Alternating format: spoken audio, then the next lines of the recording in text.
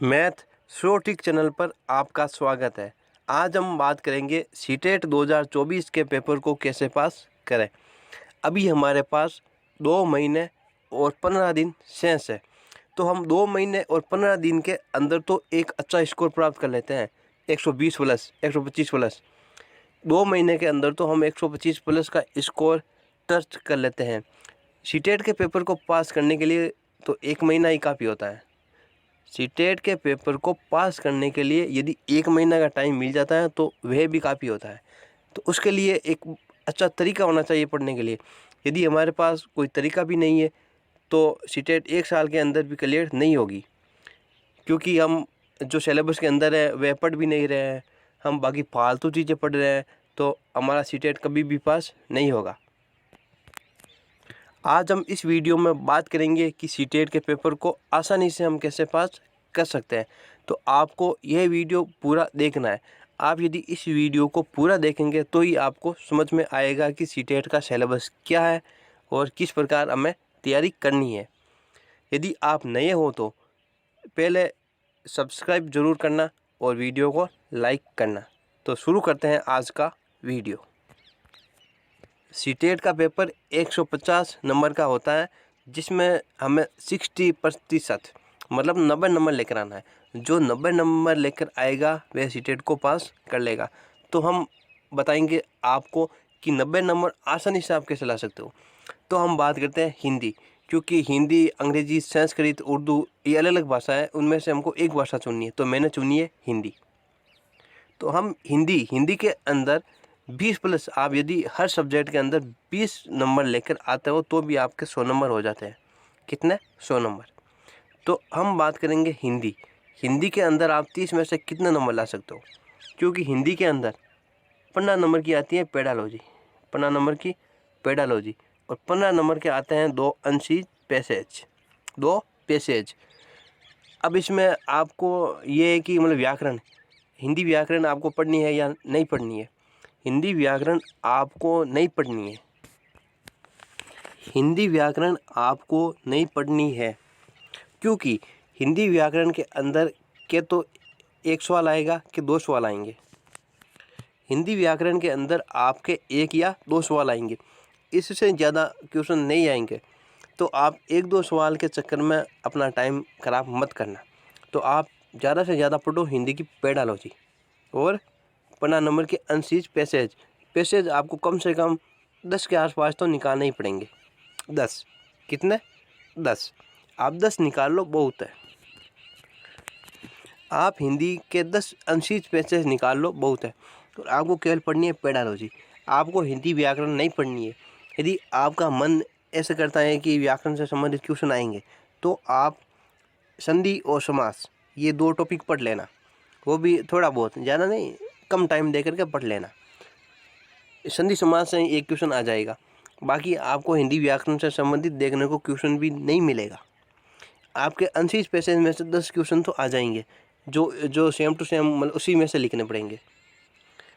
तो ये थी हमारी हिंदी। तो आप हिंदी में आसानी से, यदि पेडालॉजी आपकी मजबूत है तो आप 20 प्लस मतलब आसानी से 22, 23, 24 नंबर आसानी से ला सकते हो। कितने नंबर?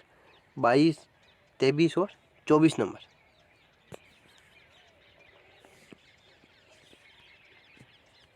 अब बात करते हैं संस्कृत। मेरी दूसरी सब्जेक्ट रहेगी संस्कृत। क्या रहेगी? संस्कृत। संस्कृत और हिंदी का सिलेबस सेम है, क्योंकि इसमें भी वही 2 अनसीज पैसेज और वही 15 नंबर की पेडालॉजी, 2 अनसीज पैसेज और 15 नंबर की पेडालॉजी आती है। तो आपको इसमें पेडालॉजी सेम होती है, पर आपको वो क्वेश्चन का मीनिंग समझ में आना चाहिए कि ये क्वेश्चन क्या बोल रहा है। उसके लिए आपको थोड़ी बहुत संस्कृत की पेडालॉजी निकालनी पड़ेगी, केवल पेडालॉजी और 5-10 अनसीज पैसेज। तो आप 20 नंबर आसानी से आपके आ जाएंगे। इससे ज़्यादा आपको कुछ नहीं पढ़ना है। संस्कृत की वो व्याकरण होती है, वो आपको कुछ नहीं पढ़नी है। आप केवल इतना पढ़ लो कि सिर्फ पेडालॉजी के क्वेश्चन निकाल लो, और 2 आपको 10 के आसपास अनसीज पैसेज निकाल लो, ताकि आपको समझ में आ जाएगी पेपर किस प्रकार बनता है। अब बात करते हैं गणित और विज्ञान, गणित और विज्ञान, गणित विज्ञान,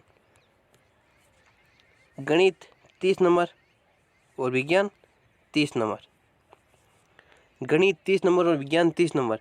60 नंबर में से आपके 30 नंबर की पेडालॉजी आएगी। कितने नंबर की?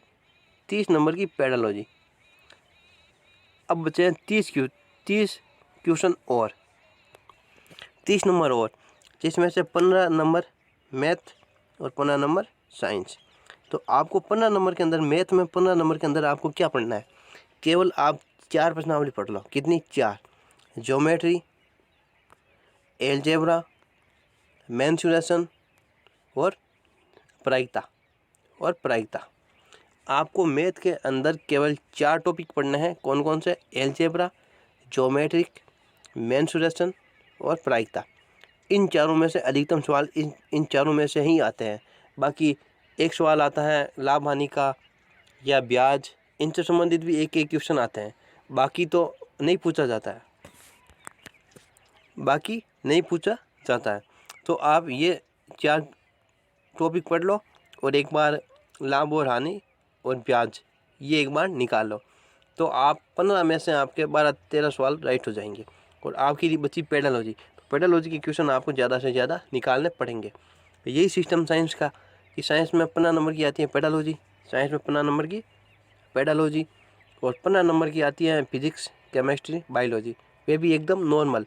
यदि आपके पास 6ठी से 10वीं तक की बुक है NCERT पर आधारित, NCERT, तो आप उन किताबों को एक बार निकाल सकते हो। यदि साइंस आपकी पहले कुछ पढ़ी हुई है तो भी आपके 5-7 सवाल तो राइट हो जाएंगे। कितने सवाल? 6 या 7 क्वेश्चन तो आपके आसानी से राइट हो जाएंगे। अब पेडालॉजी, तो पेडालॉजी आपको 15 में से आपको 12-13 क्वेश्चन तो राइट करने पड़ेंगे। 12 और 13 क्वेश्चन तो राइट करने ही पड़ेंगे आपको पेडालॉजी के, क्योंकि आपको सबसे ज़्यादा यदि सीटेट के पेपर को पास करना है तो आपको पेडालॉजी तो पढ़नी ही पड़ेगी। पेडालॉजी तो ज़्यादा से ज़्यादा पेडालॉजी ही पढ़नी है आपको, इससे ज़्यादा कुछ मत पढ़ना। आपको पेडालॉजी तो पढ़नी है, बाकी कम पढ़ो। अब हम बात करते हैं लास्ट, साइकोलॉजी। हम बात करते हैं मनोविज्ञान। मनोविज्ञान जो 30 नंबर की होती है, 30 क्वेश्चन आएंगे इसके। साइकोलॉजी के 30 क्वेश्चन आएंगे। तो 30 क्वेश्चन में से आपको, यदि आपके पास कोई भी गाइड है तो आप गाइड से पढ़ सकते हो, क्योंकि इसमें 6-7 टॉपिक है, जैसे विकास है, अधिगम है, वर्दी है, अभिप्रेरणा है, ये टॉपिक है। इनसे तो और भी कम क्वेश्चन पूछा जाता है। बाकी आपको अलग से पढ़ना पड़ेगा इसको। आपको जो विकास है, अधिगम है, जो आपने वर्दी है, अभिप्रेरणा है, इसको आपको पढ़ना पड़ेगा, पर इसको कम पढ़ो आप ज़्यादा से ज़्यादा पिछले सालों के पेपर निकालो। पिछले सालों के पेपर आपको ज़्यादा से ज़्यादा पिछले सालों के पेपर निकालने पड़ेंगे, तो आप आसानी से सीटेट को पार कर लोगे। आपको सीटेट पास करना है तो पिछले सालों के जो भी आपको क्वेश्चन मिलते हैं वे क्वेश्चन निकाल लो। आपका सीटेट आसानी से पास हो जाएगा और एक आप अच्छा स्कोर प्राप्त करोगे। तो ये वीडियो आपको कैसे लगा कमेंट बॉक्स में ज़रूर बताना, और नए हो तो सब्सक्राइब ज़रूर करना और वीडियो को लाइक करना। धन्यवाद।